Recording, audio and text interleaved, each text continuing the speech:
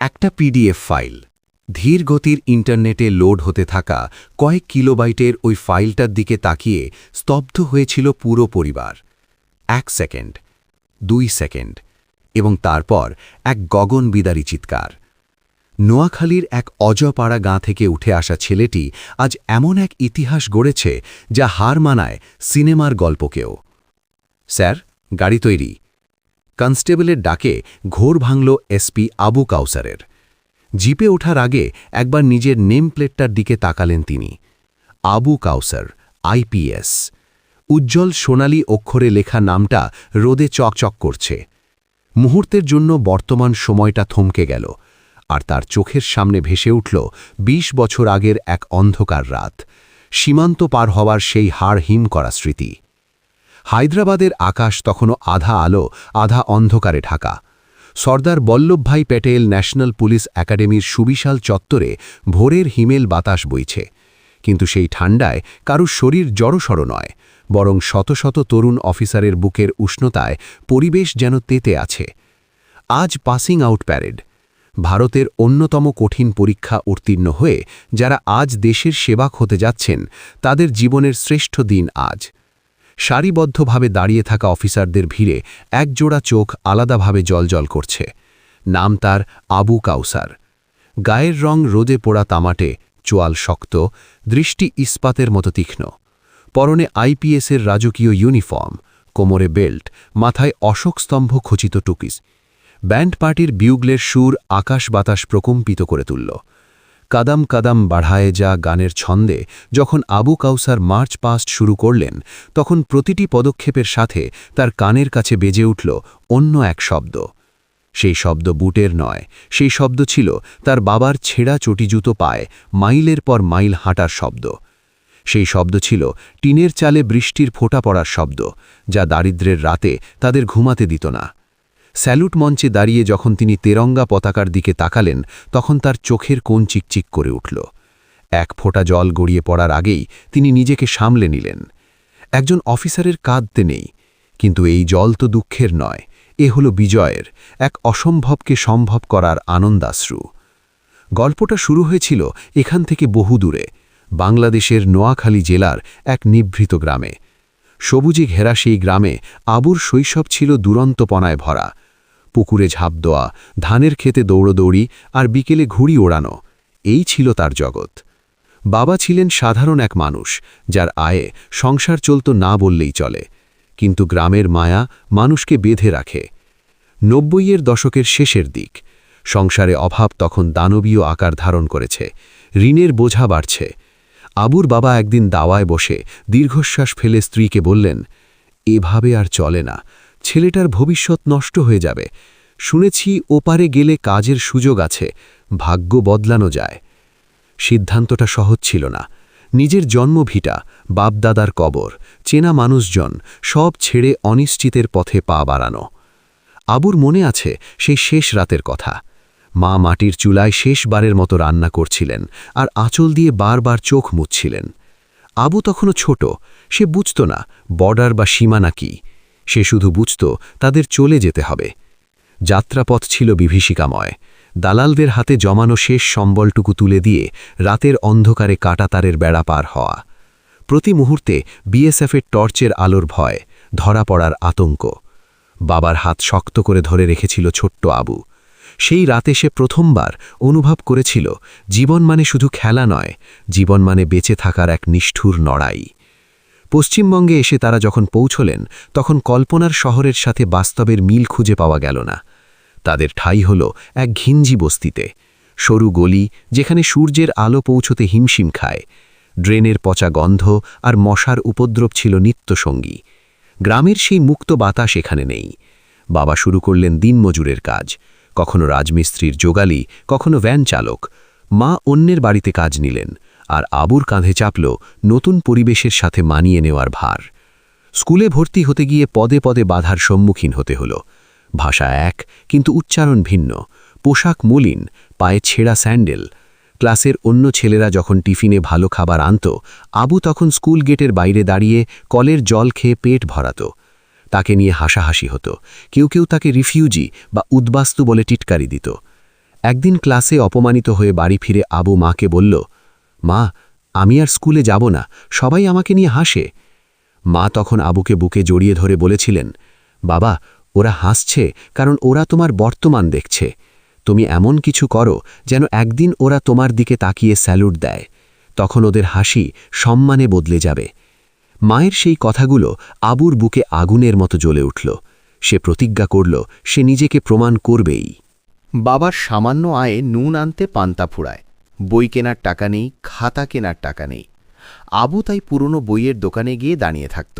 দোকানদার দয়া করে তাকে ছেঁড়া বইগুলো কম দামে দিতেন। খাতার অভাবে সে ক্যালেন্ডারের পেছনের সাদা অংশে বা ফেলে দেওয়া কাগজের টুকরোয় অঙ্ক কষত। টিউশনি শুরু করল আবু। নিজের পড়াশোনার পাশাপাশি এলাকার ছোট বাচ্চাদের পড়াত। সেই সামান্য টাকা দিয়ে নিজের স্কুলের ফি দিত। অনেক রাত এমন গেছে যখন ঘরে খাবার ছিল না। মা নিজের ভাগের ভাতটুকু ছেলেকে দিয়ে বলতেন, আমার খিদে নেই, তুই খা। আবু বুঝত মা মিথ্যা বলছেন, কিন্তু সে প্রতিবাদ করতে পারত না, কারণ তার শরীরের শক্তি দরকার, তাকে পড়তে হবে। বিদ্যুৎ বিল দিতে না পারায় মাঝে মাঝে লাইন কেটে দেওয়া হতো। মোমবাতি কেনার পয়সাও থাকত না সবসময়। রাস্তার ল্যাম্পপোস্টের নিচে বসে আবু পড়েছে। মশা, গরম আর চারপাশের হইচই কোনো কিছুই তার মনোযোগ ভাঙতে পারেনি। তার কানে তখন বাজত একটাই মন্ত্র, আমাকে বড় হতে হবে। মাধ্যমিক ও উচ্চ মাধ্যমিকে ভালো রেজাল্ট করার পর আবুর আত্মবিশ্বাস কিছুটা বাড়ল, কিন্তু আসল চ্যালেঞ্জ তখনও সামনে। কলেজ জীবন শেষ করার পর আবুর সামনে দুটি রাস্তা খোলা ছিল। এক, কোনো ছোটখাটো সরকারি বা বেসরকারি চাকরিতে ঢুকে পরিবারের হাল ধরা। দুই, ভারতের সবচেয়ে সম্মানজনক এবং কঠিন পরীক্ষা সিভিল সার্ভিসেস ইউপিএসসি এর জন্য প্রস্তুতি নেওয়া। চারপাশের সবাই তাকে প্রথম পথটি বেছে নিতে বলল। গরিবের ঘোড়ারোগ ভালো না, প্রতিবেশীদের এই ছিল মন্তব্য, কিন্তু আবুর মনের ভেতর এক সুপ্ত আগ্নেয়গিরি ছিল। সে তার জীবনে দেখেছে কিভাবে গরিব মানুষ থানায় গিয়ে ন্যায় বিচার পায় না, কিভাবে প্রভাবশালীদের দাপটে সাধারণ মানুষ পিষে মরে। সে পুলিশ হতে চায়, কিন্তু লাঠি ঘোরানো পুলিশ নয়।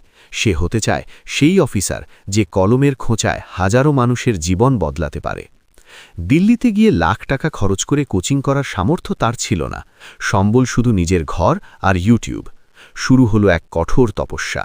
দিনে 18 ঘন্টা পড়াশোনা, বাইরের জগতের সাথে সমস্ত যোগাযোগ বিচ্ছিন্ন করে দিল সে।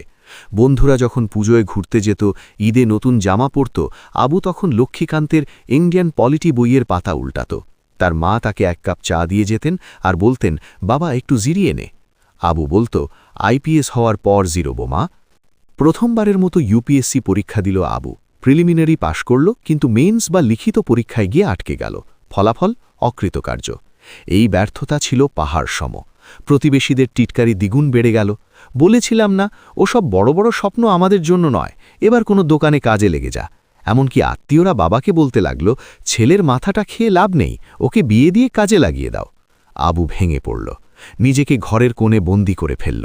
মনে হলো সব শেষ, এত বছরের পরিশ্রম সব বৃথা গেল। ডিপ্রেশন তাকে গ্রাস করতে লাগল। রাতে ঘুম আসত না, আয়নার সামনে দাঁড়িয়ে নিজেকে খুব ছোট মনে হতো। কিন্তু এই অন্ধকারের মাঝেই আশার আলো হয়ে এলেন এক শিক্ষক।